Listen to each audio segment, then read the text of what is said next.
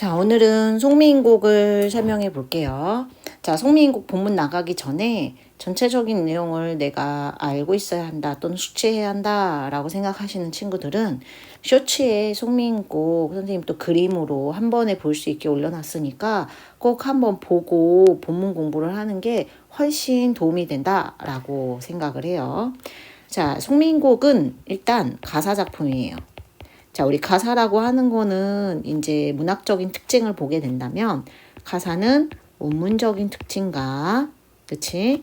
또 산문적인 특징을 동시에 가지고 있어요. 자, 원문적인 특징이라고 하는 거는 가사도 시조처럼 3, 4조 또는 4, 4조의 사음보 형식을 갖고 있다라는 게 특징이에요. 자, 또 산문적 특징을 가지고 있다는 건 얘가 길이의 제한이 없어요. 길이의 제한이 없고 얼마든지 쓸 수가 있어요. 그래서 얘는 이제 또 우리가 이거를 연속적으로 얼마든지 쓸 수 있다 해서 연속체라고 불러요. 자, 정철의 송미인곡은 정철의 작품 하면은 송미인곡 말고도 관동별곡도 있고 또 송미인곡의 앞편인 3인곡도 있고 1편이라고 할 수 있지. 그리고 또 송미인곡 이렇게 세 작품이 있어요. 물론 이거보다 더 있지만 일단 이 세 작품이 있고 우리가 이 세 작품을 김만중이 김만중 아시죠? 김만중이 서포만필에서 자기가 쓴 이제 수필집이라고 생각하시면 돼요. 여기서 동방의 이소 굉장히 뛰어난 작품이다 라고 불렀다라고 하는 얘기가 있어요. 그래서 이런 거 정도는 상식선에서 알아두면 좋을 것 같다. 자, 송미인곡은 정격가사예요. 자, 정격가사. 자, 무언가 그치 정해진 격식이 있다라는 얘기잖아요. 여기서 정격가사는 뭘 보고 정격가사라고 하냐면 자, 이제 뒷페이지 그리고 또 뒷페이지 넘어가면 마지막 줄을 보고 우리가 정격가사라고 하는 거예요. 자, 마지막 줄 볼게. 각시님, 다리야, 카니와 구준비나 대쇼셔 이렇게 얘기를 했어요. 그렇죠? 그랬을 때 이 부분, 각시님하고 세 글자 맞춰준 부분, 이 부분을 보고 우리가 얘 정격가사인가 보다 이렇게 짐작을 해요. 이건 왜냐? 시조의 종장을 보게 되면 시조의 종장도 3, 5, 4, 3의 형식을 가지고 있죠? 지금 잘 보면 얘도 3, 5, 4, 3에서 물론 한 글자 정도는 좀 늘어나기는 하지만 크게 벗어나는 형식이 아니에요. 그럴 때 시조의 종장과 굉장히 유사하게 맞춰줬기 때문에 우리가 이걸 정격가사라고 해요. 자, 그런데 만약에 시조의 종장과 안 맞춰주고 자기가 쓰고 싶은 대로 쓸 수도 있잖아요. 그럴 때는 정격가사가 아니라 변격가사다라고 얘기를 하는 거예요.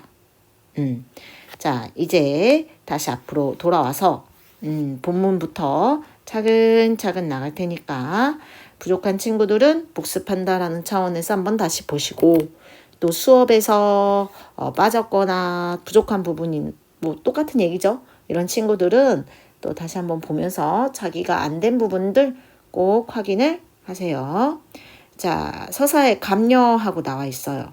자, 송미인곡은요, 특이하게 감녀라고 하는 사람과 을려라고 하는 사람의 대화체로 되어 있어요. 이 둘의 대화체예요.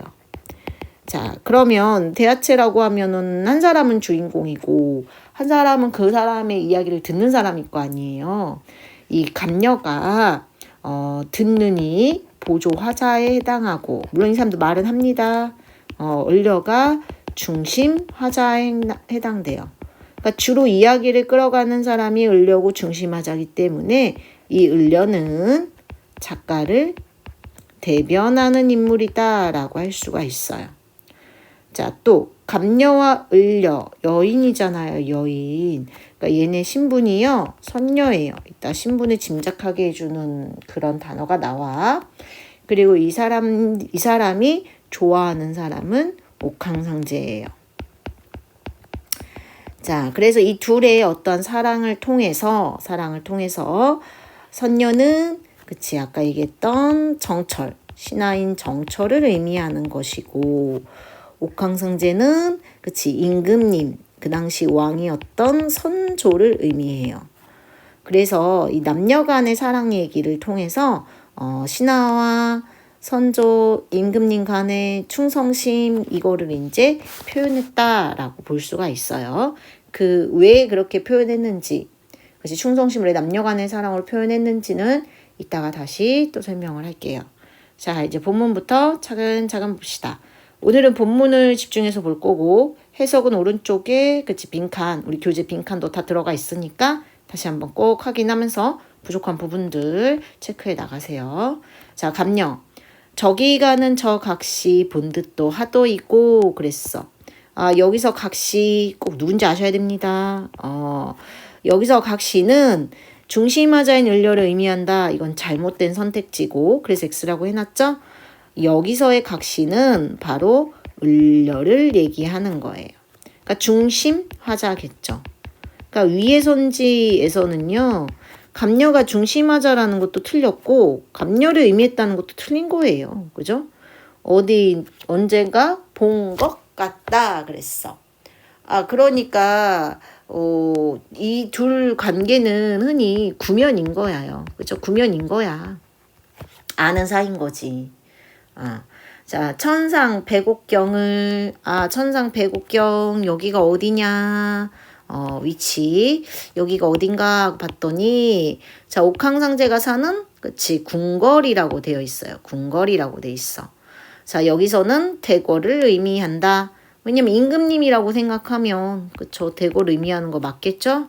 어찌하여 이별을 하고 어떻게 이별했냐 이거야.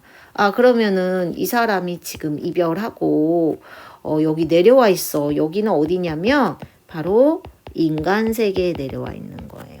인간 세계를 우리가 하계라고 얘기를 해요. 그리고 원래 이 사람이 살던 데는 천상세계였었어. 그치? 백옥경 얘기를 하는 거야. 백옥경이었었어요. 근데 여기서 무언가의 잘못을 해서 인간 세상에 내려온 거예요. 그쵸? 그래서 이런 스토리를 우리가 이제 적강 모티프라고 부르고 또 이런 두 개의 구조를 이원적 구조라 그래요. 마치 요즘 유행하는 학생들이 좋아하는 그 웹소설에 뭐라 그럴까? 꼭 마치 이 세계의 물 같은 거겠죠? 이 세계의 물에서는 물론 죽어야 이 세계에 가지만 여기서 뭔가 잘못해서 하계에 내려온 거예요. 자, 이제 그 다음 줄 볼게. 을려가 이별하기 전까지 사랑하는 이인과 함께하는 공간이 천상 백옥경이다. 그렇지. 저각시의 신분을 짐작하게 한다. 왜냐하면 백옥경에 살았다고 했으니까 선녀겠죠. 그지? 자, 천상 백옥경은 이 작품이 천상계와 지상계란 이 연적 구조를 지녔음을 알게 해주는 단어이다. 역시 해도 맞는 말이죠. 자, 해가 다 저문 날에 누굴 보러 가는가 하고 물어봤어. 지금 시간적 배경이 드러나 있네요. 해가 다 저문 날인 거예요. 해가 막 저물어가지고 이제 막 이 사람이 정처 없이 나와서 누굴 만나러 가나? 하고 이제 물어본 거야, 감녀가. 그치? 그랬더니 을려가 이제 대답을 하지. 너구나. 그치? 여기서 너는 당연히 감녀가 되겠죠.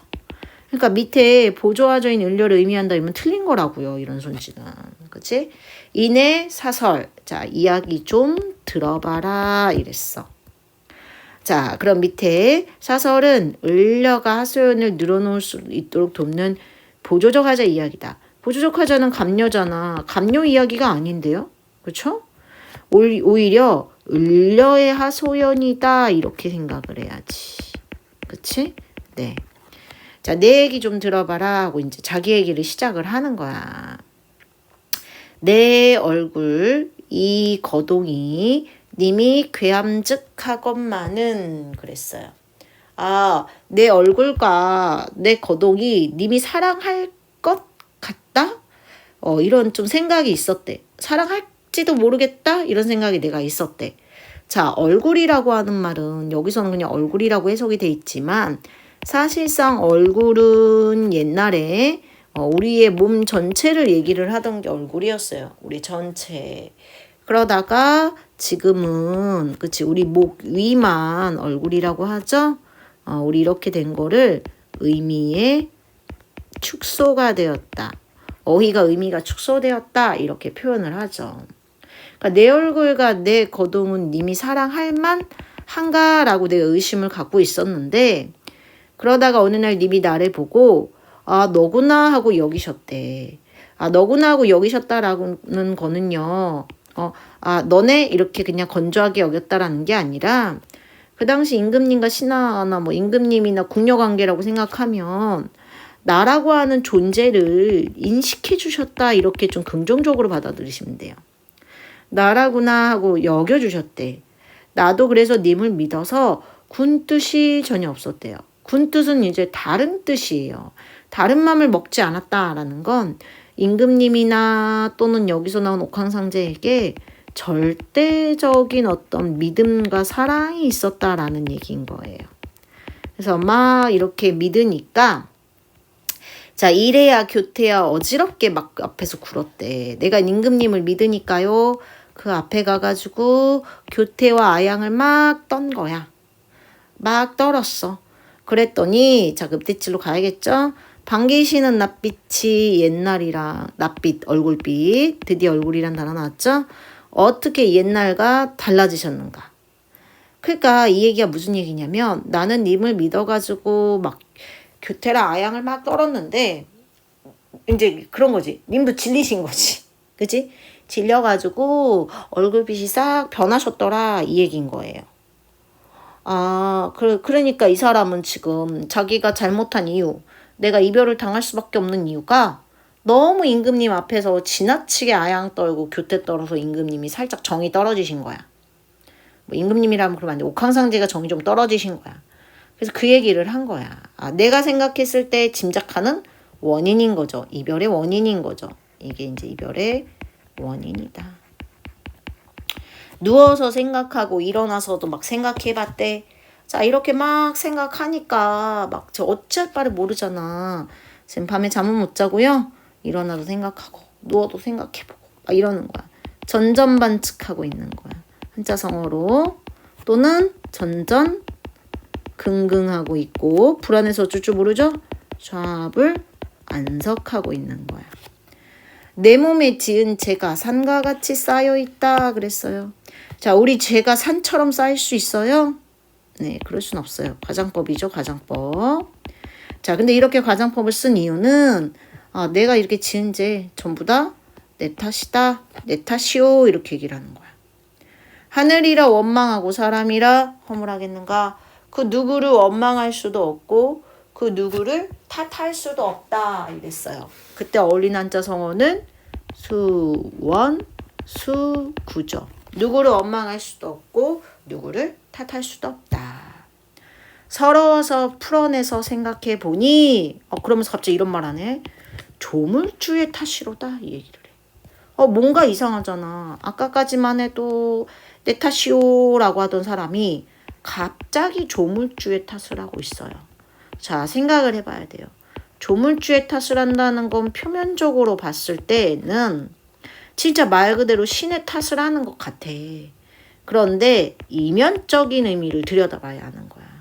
자 이면적인 의미로 보면 조물주 신이 만드신 게 바로 자기 자신인 거예요. 그러니까 결국은 내 탓이다 라고 얘기를 하고 있는 거나 마찬가지인 거야. 그걸 선생님은 운명 탓이다, 내 탓이다 이렇게 딱 쓴 거예요. 자 본사 이제 서사 끝났고 서사에서는 지금까지 쭉 얘기했지만 감녀가 백욕경 떠나온 이유를 물어보고 을려가 그거에 대해서 이제 대답을 한 거죠. 약간 자책성 대답을 한 거야. 자 감녀 글란 생각 마오 그랬어. 감녀가 지금 을려를 위로를 해주는 역할을 하네요. 그죠? 그래야지 이제 만났는데 위로해야지. 그래 니 탓 같아 이렇게 말할 수는 없잖아. 그치? 그러면 이 사람 너무 좌절하게 되잖아요. 그죠? 그래 그런 생각 좀 하지 마 이렇게 얘기를 했어. 그랬더니 을려가 맺힌 일이 있어서 그래요. 나 뭔가 또 마음에 걸리는 일이 좀 있어요. 이렇게 얘기를 하는 거야. 자 그럼 그게 뭐냐? 그거에 대한 이제 구체적인 내용은 나오지 않지만 계속 얘기를 해. 님을 모셔서 그랬어. 여기서 님은 아까도 얘기했던 선조, 그치? 임금님 얘기하는 거랬죠. 있어서 님의 일을 내가 싹 다 안 돼. 그만큼 나랑 님은 되게 친밀한 관계였던 거야. 또 물 같은 얼굴, 연약한 몸이죠. 그죠? 물 같다는 건 연약한 거야. 물렁물렁한 거야. 물살. 물론 물살은 아니지만. 그치? 물 같은 얼굴, 연약한 몸, 편하실 날이 몇 날인가 하면서 임금님 건강 걱정을 하는 거지. 이제 붙어 있거나 떨어 있거나 건강 걱정하는 거예요. 그렇죠? 자, 이제 밑에 내용을 한번 볼게. 자, 밑에 내용 중요한 게 많네요. 그죠? 대화체이다. 자, 3인국은 독백체예요. 그쵸? 3인국도 선생님이 내용 쇼츠 올려놨으니까 궁금한 친구들은 한번 쭉 내용으로 보세요. 그림으로라도 보세요. 자, 보조가자인 감녀와 중심하자인 을려의 대화체로 서술되고 있다. 작가의 생각을 대변하고 작품의 정서적 분위기를 형성하는 건 중심하자다. 다시 말해서 누구냐? 을려다. 근데 요즘에는 이 감녀 을려가요. 여인 1, 여인 2 이렇게 나오는 경우도 있기는 하더라고요. 그러니까 이런 것도 좀 알아두시면 그쵸, 공부가 되겠죠. 또 복수의 중심하자가 서로 이야기를 주고받는 대화체로 구성됐다. 이건 틀린 거지. 그치? 왜냐하면 복수가 아니라 중심하자는 한 명이니까 단수겠네? 굳이 얘기를 하자면 한 명의 중심하자가 이렇게 되겠죠. 그쵸? 그래, 아니면 그냥 복수를 난 쓰고 싶다. 그럼 복수의 화자가 이러면 되지. 중심인지 주변인지 안 쓰면 되잖아. 그쵸? 이렇게 이야기를 주고받는 방식이다. 자, 이제 오른쪽 내용으로 가서. 자, 아까 선생님 맨 처음 했던 얘기 혹시 기억나요? 이 사람 정철 남자고 임금님도 남자고 신하랑 임금님 관계인데 왜 굳이 여성과 남성이라고 하는 선녀와 옥황상제라고 하는 남녀 간의 사랑 얘기로 썼을까? 그치? 이 정철이라고 하시는 분이 뭐 여성적인 것도 아닐 텐데 왜 굳이 그렇게 했을까? 라는 거에 대한 답을 좀 생각해 볼 필요가 있어요. 자, 우리가 이런 류의, 그치? 가사를 충신연주지사라고 해요. 충신연주지사는 신하가 임금을 사모하는 내용을 얘기한대죠. 충신은 연이 사랑하는 거지 주군을 사랑한다 이거야. 같은 말로는 그치 연군지정이라고 하는 게 있어요. 임금님 사랑하는 마음이란 뜻이죠. 자, 그럼 밑에 신하를 여인, 남자를 임금에 비유하는 이유는 뭘까라고 얘기를 했어. 임금을 남자 아니에요? 이거 좀 바꿔줄게요. 임금을 남자에 비유하는 이유는 뭘까? 남자를 임금. 이것도 맞는 것 같다. 미안해요. 잠깐 이 문장이 조금 앞뒤가 맞나 생각하다 보니까 이것도 맞긴 맞네요. 자, 그럼 봐봐. 사랑이라고 하는 인간적 보편적 감정의 호소에서 독자의 폭넓은 공감을 얻을 수 있기 때문이야.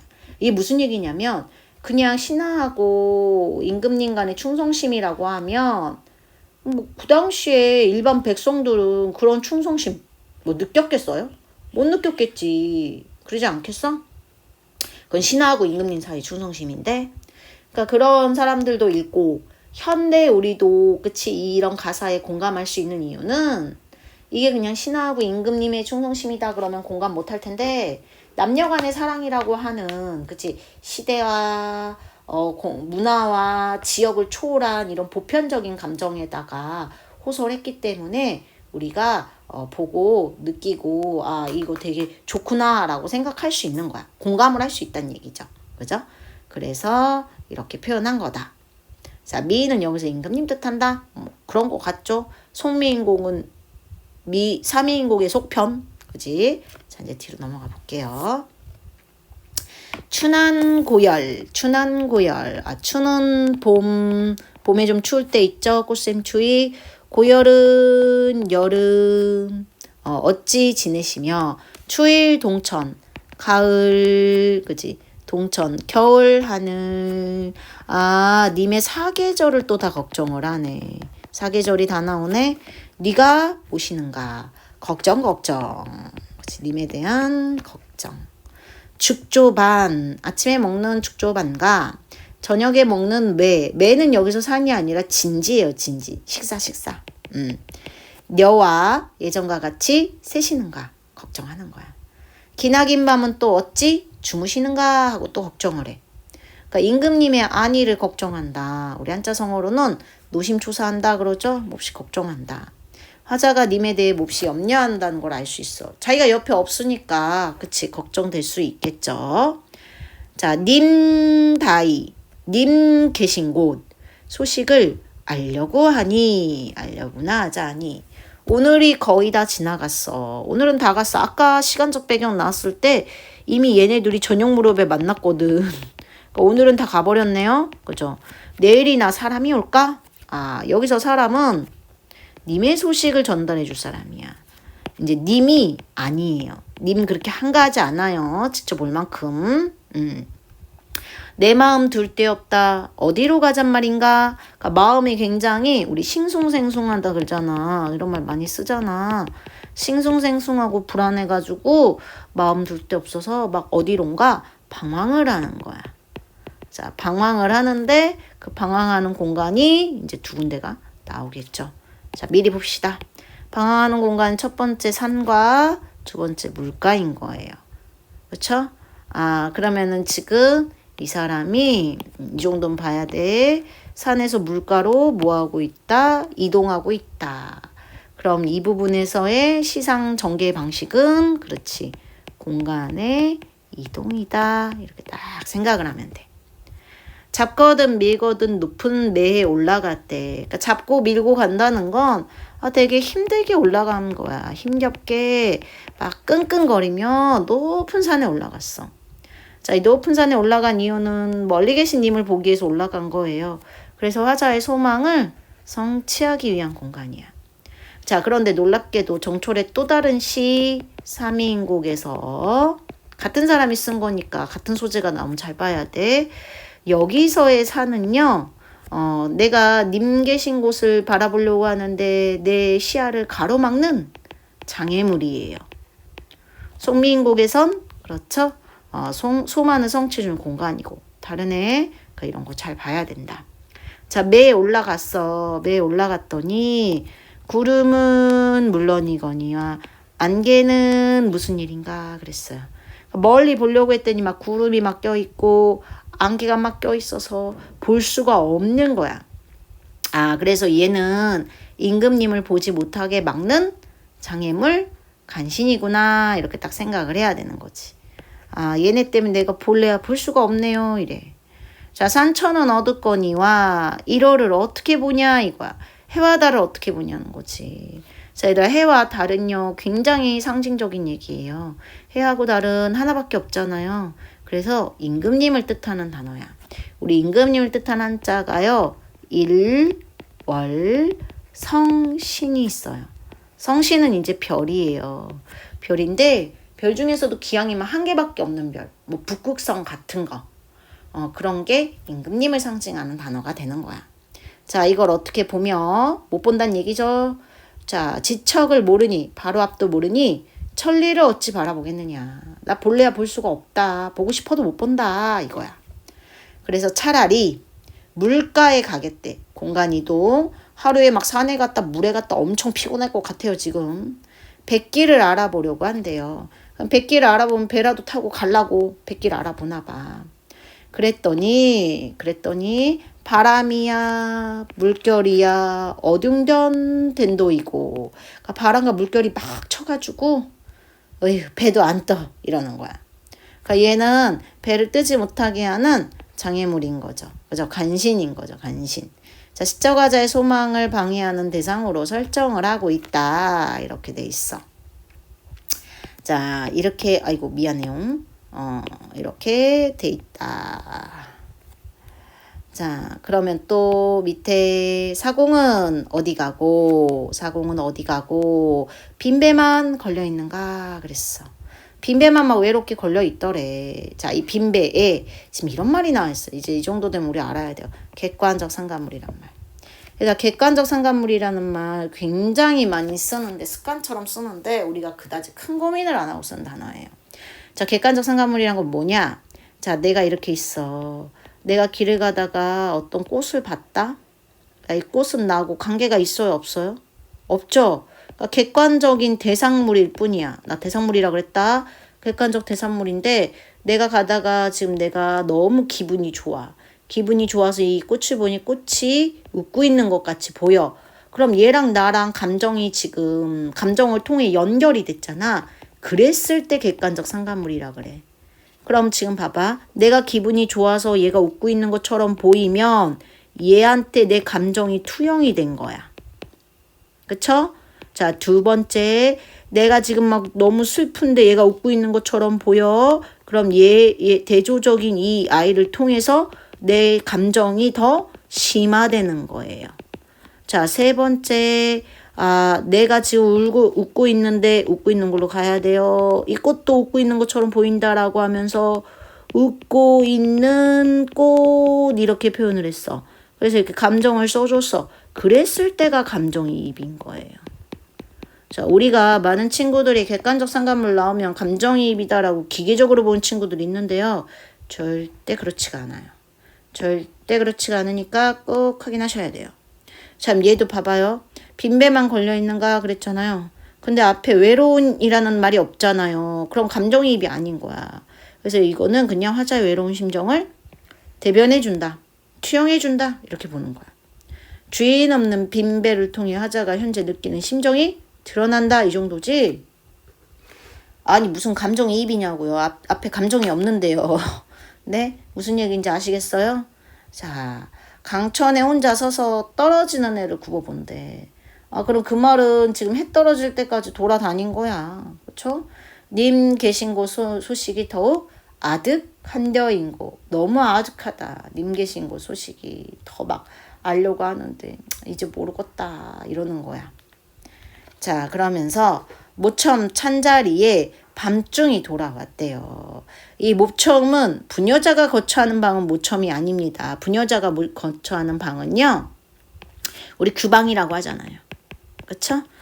모첨은 초가집이야. 초가집. 그러니까 이 지금 선녀가 내려와 있는 그 초라한 집인 거야. 백옥경과는 좀 대조가 되죠? 찬자리. 왜 차요? 자리는 왜 차가울까? 자기 혼자 있으니까 독수공방하니까 차갑다고 얘기를 한 거야. 밤중이 돌아오니 반벽청등은 누구를 위해 밝혔는가 그랬어요. 반벽청등? 이렇게 방에 보면은 벽이 있고 여기에 청등이 걸려 있나 봐. 이거 우리 쇼츠에도 그림으로 표현돼 있어요. 이게 누구를 위해 밝혔냐는 거야 도대체. 밝힐 필요가 없지. 올 사람도 없는데 왜 밝혔어? 이러는 거야. 자, 얘도 객관적 상관물. 화자의 외로움이 투영된 대상이다. 외롭죠. 누구를 위해 밝혔냐. 이것만 덩그러니 있다. 이런 얘기야. 감정이입했다 그러면 선생님 틀렸다 그랬어. 왜냐? 감정 없으니까. 누구를 위해 밝혔는가. 자, 이제 밑에도 핵심적인 거 이렇게 정리를 해놓은 거예요. 화자가 소원 성취를 하기 위해 찾아간 장소 두 군데는 어딥니까? 그랬더니 산과 물가, 매와 물가. 자, 화자가 님을 만나는데 방해한 간신의 의미를 갖는 건 이렇게 4개가 있대요. 구름, 안개, 바람, 물결. 오지선다 내기 좋다. 그죠? 여기다 뭐 하나 추가하면 되잖아요. 자, 화자가 자신의 외로운 심정을 부각하기 위해 사용한 사물로 윗글에서 모두 찾아 쓰시오. 빈배와 반벽청등. 얘네를 우리 뭐라고 한다? 객관적 상관물. 그렇지. 항상 공부는 복습이다. 객관적 상관물. 딱 이렇게 표현하는 거예요. 자, 이제 다음 페이지로 넘어가 볼게요. 오르며 내리며 해 뜨며 바자니니 그랬어. 아까 산에도 갔다가 다시 내려와 물가도 갔었잖아. 그렇게 막 헤매면서 막 돌아다닌 걸 이렇게 표현을 한 거야. 그래서 밑에도 봐봐. 화자가 님의 소식을 알기에 하루 동안 노력한 내용이다. 그렇죠? 막 돌아다닌 거 얘기를 한 거야. 이러니까 피곤하지. 그래가지고 적으던 역진하여 힘을 다해서 풋잠이 잠깐 들었대. 잠이 잠깐 든 거야. 잠이 들었어. 잠이 드니까 이제 꿈을 꾼겨. 꿈도 밑에 있어. 꿈을 꿨어. 자, 정성이 지극해서 꿈에 님을 봤다라는 거예요. 꿈에서 이제 님을 만난 거야. 그래서 꿈은 님을 볼 수 있는 매개체다. 그랬더니 님의 옥 같은 얼굴 있잖아. 원래 이미 옥처럼 얼굴이 엄청 예뻤는데 반이나 늙어버렸어. 그거는 왜 그럴까? 내가 옆에 없어가지고 님이 고생을 하신 거죠. 그래서 이렇게 늙은 거야. 그래서 마음에 먹은 말씀, 그동안 내가 하고 싶었던 말 막 있잖아요. 이거를 실컷 살려고 하니 말을 막 하려고 했어. 님 보고 싶었어요. 그간 어땠어요? 막 얘기하고 싶었거든. 근데 눈물이 막 펑펑 나가지고 말씀을 어찌하냐 이거야. 생각보다 중요합니다. 말을 하지 못했어요. 눈물이 너무 광광 나가지고 말을 못한 거예요. 자, 밑에 선지 한번 볼게. 꿈에서 님을 만나서 하고 싶었던 말을 함으로써 을레의 간절한 소망이 꿈을 통해 실현됐다 그러면 이런 건 틀린 선지죠. 그러니까 꼼꼼히 봐야 되는 거야. 이런 선지가 나왔을 때 문맥상 어색함이 없단 말이야. 그럼 우리 학생들은요, 문맥상 어색함이 없으면 이런 일 있었던 거 아니야? 라고 스스로 막 상상의 나래를 펼치시는 거예요. 안 된다고요. 그죠? 분명히 눈물이 발아나니 말을 어떻게 하냐. 나 말 못했다. 이렇게 얘기를 하는 거야. 정을 못 다하여 모기조차 메었더니 오대견 방정맞은 개성이 잠을 얻지 깨우냐 이거야. 자, 개성은 닭소리인데 내 잠을 깨운 그치 방해물이요. 방해물. 근데 아까 우리 앞에서 방해물 했잖아요. 그쵸? 어떤 방해물 했었어요? 그치? 산에 올라갔더니 구름과 안개가 있었고 물가에 갔더니 바람과 막 물결이 쳐가지고 못 갔어. 근데 걔들은 간신이라고도 했었거든. 근데 개성은 지금 방해물이라고는 선생님 써놨지만 간신이라는 말을 쓰지는 않았어요. 왜요?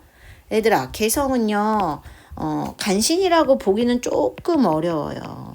간신이라고 하는 거는 좀 충성스럽지 않은 그런 나쁜 신하들 얘기하는데, 닭이 아침에 오는 건 자기가 자기 일을 한 것 뿐이에요. 근데 나한테 그게 방해가 된 것 뿐이죠. 그쵸? 자기 일을 한 사람인데 나한테 방해가 된다 그래서 다 간신이라고 할 수 있을까요? 네, 그렇지 않다는 거예요. 자, 그냥 나를 깨우는 방해물은 맞지만 그렇다고 해서 나한테 해를 끼쳤다? 이 사람이 나쁜 사람이다? 나쁜 사람이다? 이렇게 볼 수는 없죠. 자기 할 일 한 거예요. 그렇죠? 그래서 간신은 아니다. 자, 어와 허사로다. 이님이 어찌 갔는가? 어디 갔는가? 어디 갔냐 이거야. 잠에서 깼어. 겨울사는 잠에서 딱 깬 거네. 잠이 깸. 잠결에 일어나 앉아 창을 열고 바라보니 어여쁜 그림자 나를 쫓을 뿐이로다. 그림자가 어여쁘되 감정이입됐다라고 볼 수 있겠죠. 그죠? 나를 쫓을 뿐이다. 자, 하자의 쓸쓸한 심정을 비유적으로 표현한 거다. 오케이. 어여쁘는 의미 이동이다. 우리 이거 중세국어 시간에도 배웠었죠? 세종어 전민정음에도 나와요. 그죠? 어엽스는 옛날에 불쌍하다, 가엾다인데 현재는 예쁘다. 그래서 이건 불쌍하다. 불쌍한 그림자가 나를 쫓을 뿐이다. 그럼 이거 누구 그림자냐? 화작고. 내꺼. 화작거. 절대 딴 사람 게 아니에요. 쫓을 뿐이다. 나밖에 없다는 걸 강조하는 거야. 차라리 시어디어 죽어서 나골이나 됐으면 좋겠다 이러는 거야. 왜요? 왜 나골이 되고 싶은 거예요? 나골 도대체 왜요? 이렇게 물어볼 수 있죠? 떨어지는 달빛이 되어서 님한테 어필하고 싶은 거지. 근데 이 나골은 안 보여 잘. 달이 떴는지 안 떴는지 우린 몰라. 그러니까 되게 소극적인 거야. 그래서 님 계신 창 안에 번듯이 비치리라. 그때 이제 감녀가 마지막에 위로 겸 얘기를 해줘요. 충고라고 하면 좀 그렇지만 각시님 달은 됐고요. 구준비나 되세요. 갑자기 비가 되라고 얘기를 해주네. 그 이유를 생각해보면 생각보다 간단해요. 나골은 소극적 존재라서 달이 떴는지 어쨌는지도 모르지만 비가 온다면 확실히 자기 존재를 어필할 수 있겠죠? 그쵸? 그래가지고 님의 옷을 적셔서 님과 밀착할 수 있는 적극적 존재가 되는 게 훨씬 나을 것 같다라고 얘기를 해준 거야. 자, 이게 지금 3인곡을 보게 되면요. 3인곡에는 사상적 배경이 3개가 있어요. 일단 유교의 어떤 충사상을 가지고 있고요. 그쵸? 도교적인 사상도 갖고 있어요. 도교적인 거 어디 있어요 그러면? 여기서 지금 선녀님도 나오고 옥황상제라고 백옥경이라고 나오잖아요. 그죠? 그리고 또 불교적인 요소도 있어요. 아, 불교적인 건 어디 있어요, 선생님? 죽어서 다시 나골이 된대잖아요. 윤회사상인 거죠. 그죠? 이런 세 개의 사상적 배경이 다 들어있다라고 볼 수 있어요. 잠깐 위로 올라가 볼게요. 위에 시조랑 가사가 나왔기 때문에. 자, 마음에 먹은 말씀 여기 밑줄이 쳐 있고, 밑에 마음에 먹은 말씀을 가장 잘 드러낸 시하고 시조가 하나 나왔어요. 시조를 한번 분석해 볼게요. 방 안에 켜있는 촛불 누구와 이별했간디. 촛불이 누구랑 이별했나 봐. 잘 생각해. 겉으로는 눈물이 떨어지고 속은 타는 줄 모르는가. 이 촛불이 이렇게 있으면 초가 이렇게 켜지잖아. 그럼 촛농이 이렇게 막 흐르겠죠. 그리고 안으로 이렇게 막 심지가 타들어가겠죠. 그걸 표현한 거야. 그거 우리가 슬플 때하고 비슷하지 않아? 우리 슬플 때 눈물을 흘리고 속 타는 것 같은 느낌 받을 수 있겠죠? 저 촛불 나와 같아서, 와, 나랑 같대요. 바로 설명해 주네. 나하고 같아서 속 타는 줄 모르는가 보다. 그러니까 그 말은 지금 나도 누구랑 이별해 갔고 막 너무 속이 탄다. 그 얘기를 이렇게 한 거야. 그러니까 마음에 먹은 말씀처럼 지금 내 속 타들어간다. 나도 할 말 많다. 뭐 이런 얘기인 거겠죠. 그쵸? 자, 그 다음에 밑에 닭소리랑 비슷한 애 많이 나오는 애 한번 볼게. 닭 울음소리랑 비슷한 애. 자, 아래 규언가. 자, 규언가 우리 많이 들어봤었죠? 허난설원이 쓴 가사예요. 남편이 너무 집에 안 와가지고 그 답답한 마음을 쓴 가사겠지. 남편이 집에 안 와. 답답해. 그럼 볼까? 아래 규언가에서 개성과 동일한 기능을 하는 시어를 찾으시오. 차라리 잠이 들어 꿈에나 보려고 하니. 꿈에 이제 님을 보려고 했겠지. 여기도 똑같이. 근데 바람에 지는 잎과 풀숲에 우는 벌레, 얘네 때문에 무슨 원수를 져가지고 내 잠을 깨우니. 얘네 때문에 나 잠을 잘 수 없는 거야. 그래서 나는 꿈도 못 꾼 거지. 그래도 송미인곡은 꿈이라도 꿨잖아. 나는 꿈도 못 꾼 거야. 잠도 못 잔 거야. 그래서 이런 거 조금 차이가 있다. 자, 이제 밑에 내려가서 정리를 볼게요. 자, 이제 이거 정리 보면 뒤에 이제 정리 끝나면 딱 끝이에요. 자, 나걸과 구준비의 공통점과 차이점을 쓰시오. 이런 거 이제 선생님이 해보면요. 우리가 의외로 차이점 잘한대. 공통점 못할 때가 훨씬 많아요. 공통점도 소홀히 보지는 마세요. 자, 공통점. 하자가 님에게 어찌됐든 간에 자기 마음을 전달하는 매개체야. 차이는 그게 소극적이냐 적극적이냐의 차이인 것 뿐이야. 자, 나걸은 멀리서 님을 보다가 사라지는 수동적 소극적 존재이고, 구준비는 님의 옷을 적시며 님과 가까이 밀착시킬 수 있는 능동적 적극적 존재이다. 그랬어. 이유도 중요하다라는 거.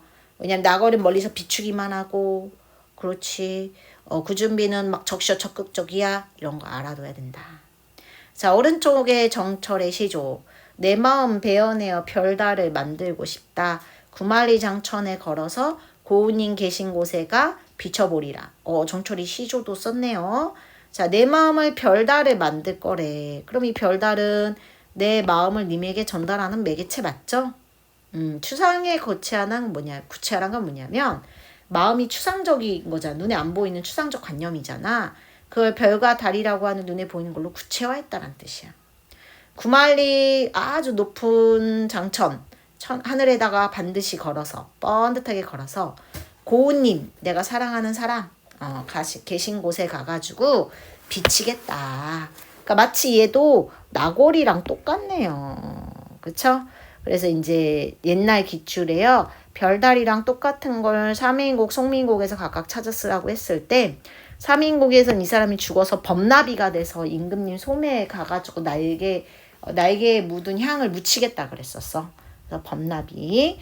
송민곡에서는 나걸과 구준비가 되겠죠. 그래서 이 정도 잘 봐놓고 정리도 잘 해두시고, 자, 이제 마지막 정리 한번 가볼게요. 이 주요 내용은 또 이제 조금 볼 필요가 있을 것 같아요. 주요 내용까지. 자, 나걸과 구준비의 의미상의 차이점. 우리 방금 한 거예요. 제가 얘는 두 번 말하진 않겠지만 쓸 수 있게 조금 이렇게 띄워 놓을게요. 잘 캡처를 하시든가 쓰시든가 하세요. 자, 밑에 객관적 상관물도 이미 설명한 거예요. 이 오타가 있네요. 그죠? 객관적 상관물. 두 개다. 반벽청둥이랑 빈배가 있다고 자꾸 빈벽이래. 얘네는 다 객관적 상관물인데 하자회로움을 부각시킨다. 여기도 이렇게 선생님 써놨어. 감정 표현이 제시가 되지 않아서 감정이입이라고 볼 수는 없다. 자, 밑에 출제 포인트. 우리 아까 다 봤던 것들이야. 한 명의 중심적 인물과 또 한 명의 보조적 인물이 대화하는 구조이다. 대화체다. 기억나시죠? 대화체다. 자, 기출. 두 명의 중심하자가 대화출이 아니라 두 명의 중심하자가 대화한다. 그럼 틀린 거. 자, 을려가 하소연하고 자책하면 감려가 당연히 위로해야지. 그치? 자, 그 다음 하자의 정서 변화. 이거 조금 볼 필요는 있을 것 같죠? 우리 안 봤던 거니까. 맨 처음에 님을 기다림. 그 다음에 방황. 잠깐 만났는데 닭 때문에 깨서 안타까움. 나중에 소망의 정서. 정서 변화가 있는 거네요. 정서 변화를 통해서 시상 전개도 되네요. 그죠? 자, 뒷페이지로 넘어가서. 자, 연계작품하고 나와 있어요. 얘도 한번 쭉 같이 볼게요. 자, 송민곡의 연계작품. 우의적인 표현. 우의적인 건 돌려 말했다는 거야. 구름과 간신을 동일하게 보고 있죠. 자, 구름이 첫 번째 시죠. 무심탄말이. 무심하다는 건 욕심이 없다. 마음이 없다. 이렇게 보는 거야. 아마도 허랑하다. 거짓인 것 같은데? 이러는 거지. 이 구름을 되게 부정적으로 봤네요. 그죠? 중천에 떠서 임의로 다닌대. 임의는 랜덤으로 다닌다는 얘기야. 막 다니면서 구태여 광명한 날빛을 가린다. 자, 날빛은 임금님이라 그랬지? 그러면요, 임금님을 굳이 가리는 이 구름은 당연히 간신이겠죠. 왜 우리 임금님 가려? 이 간신아? 이렇게 얘기하는 거지. 자, 두 번째는 이제 관동별곡에 나온 내용이에요. 아마도 멸구름 근처에 머물쉐라. 자, 우리가 고전에서 쉐라라고 하는 말 있으면 두렵다, 걱정된다 이런 얘기예요. 아마도 지나가는 구름이 근처에 머물까봐 걱정이다. 그럼 구름 걱정을 하네? 왜냐? 구름이 간신이니까. 그래서 아마도 구름이 근처에 머물까봐 머물어서 또 뭐 가릴까봐 걱정이야 이렇게 얘기하는 거야. 자, 그 다음에 또 시조 한번 볼까? 자, 까마귀가 눈비를 맞아 희는 듯 검대요. 그러니까 까마귀가 눈비 맞아서 하얀 척 하지만 본질은 너 검은색이야 이렇게 얘기하는 거야. 그 까마귀 좋은 걸까? 계속 볼게. 혹시 모르니까. 밝게 야광명월이 밤인 듯 어두우랴 그랬어. 야광명월이라고 해가지고 야광명월은 그거잖아. 껌껌한 밤에 떠있는 밝은 달 얘기하는 거야. 이게 껌껌한 밤이라 그래가지고 밤은 부정적인 거겠죠. 설마 어둡겠냐 이렇게 얘기를 하는 거야. 어둡지 않다 그 얘기겠지. 자, 님 향한 일편단심. 님을 향한 내 마음 고칠 줄이 있겠냐. 나 절대 변하지 않겠다는 거야. 그러면은 까마귀 눈비 맞아는요. 이 까마귀는 당연히 부정적인 어떤 간신이겠죠. 얘가 눈비를 맞아서 눈비는 이제 정치적인 그 당시에 격변기 이렇게 표현을 할 수 있을 것 같아. 흰 척하지만 사실 본질은 넌 검은 애야. 야광명월은 충신인 거야. 충신. 둘이 대전에. 그치? 밤이어도 시련과 고난이어도 어둡겠냐. 님 여기선 단종 향한 일편단심은 나 고칠 수가 없다. 자기 얘기하는 거죠. 저 까마귀는 아까도 얘기했듯이 간신이고. 자, 이제 그 밑에 까마귀 검다 하고 백로야 웃지 마라 그랬어. 이거 조금 이상한데? 까마귀 아까 봤던 까마귀는 부정적인데? 좀만 더 볼까? 겉이 검은들 속조차 검을 쏘냐 그랬어. 그럼 여기서 까마귀는 긍정적으로 쓰였고 여기선 비웃는 백로가 나쁜 놈이네요. 그죠? 자, 여기서의 까마귀는 조선의 개국공신이었어요. 그 당시에. 그리고 백로는 자기를 비웃는 그 당시 화자를 비웃지 말라고 쓸 뻔했네요. 비웃는 고려 유신이었던 거야. 자, 누가 선인지 악인지는 자기 기준에서 나뉘는 겁니다. 이 화자 같은 조선개국공신이 까마귀였던 거야. 자, 겉이 검은데 속조차 검겠냐? 나 속은 안 검해. 겉이 그런 것뿐이야. 이러는 거야. 근데 너는 아마도 겉은 희고 속은 검어. 그건 너밖에 없는 것 같아. 이렇게 얘기하죠. 그러니까 백로를 저격하셨네요. 그죠? 이건 너뿐인가 하노라. 너는 속과 겉이 일치하지 않는 표리부동한 사람이야. 라고 설명을 하는 거지. 그렇지? 자, 그 다음 건 이제 좀 해석이 쓰여져 있죠. 풍상, 시련과 고난. 왜냐면 바람과 설이잖아. 이게 섞어친 날에 가핀, 황국하. 그 국화 진짜 대단한 거지. 왜냐면 시련, 고난, 막 바람이랑 막 이런 거 치는데도 폈잖아. 날씨 좋은 날 핀 게 아니라. 그래서 국화는 지조와 절개를 상징을 해요.